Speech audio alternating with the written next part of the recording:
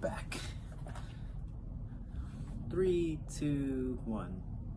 What is up, everyone? Jose Shorty Torres here. So everyone's been asking me my picks between Kyoji Horiguchi and Amir Albazi. Kyoji, I've trained with, I believe, 3.5 years in American Top Team, training and sparring with him almost every single day. So I definitely know him for the most part inside and out, given years ago, but styles don't change too much.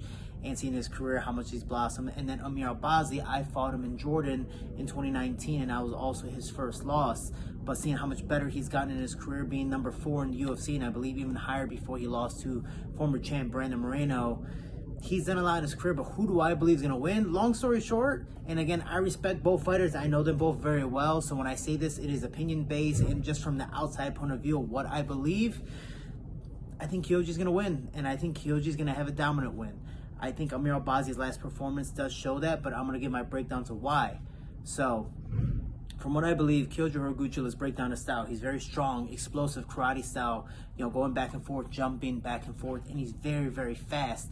And because of training with Pantoja, another former and very dominant UFC flyweight champion, he's been practicing his ground a lot. And I know from experience, it's hard to take down Kyoji. He's very strong. He hits you once, and he can drop you.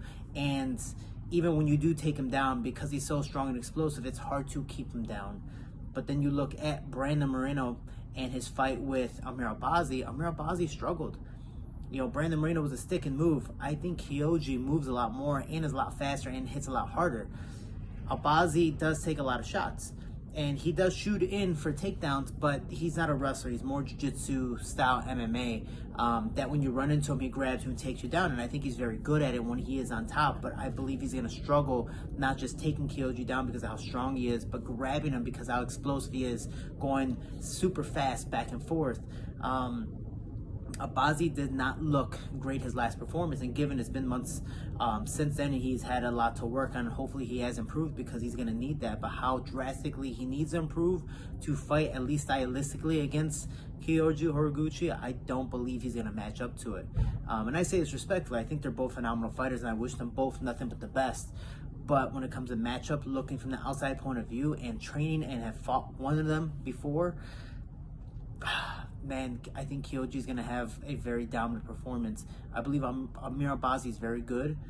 I just believe Kyoji's better. You look at the accolades, not just the resume of at the flyweight division, but also being at the bantamweight division, winning belts in Bellator and Ryzen, fighting so many people, not just once but twice, and being dominant, knocking people out, submitting them, doing all these different things, and how good he's been in his return to the UFC flyweight division. I do believe he's easily one of, if not the best flyweight in the world.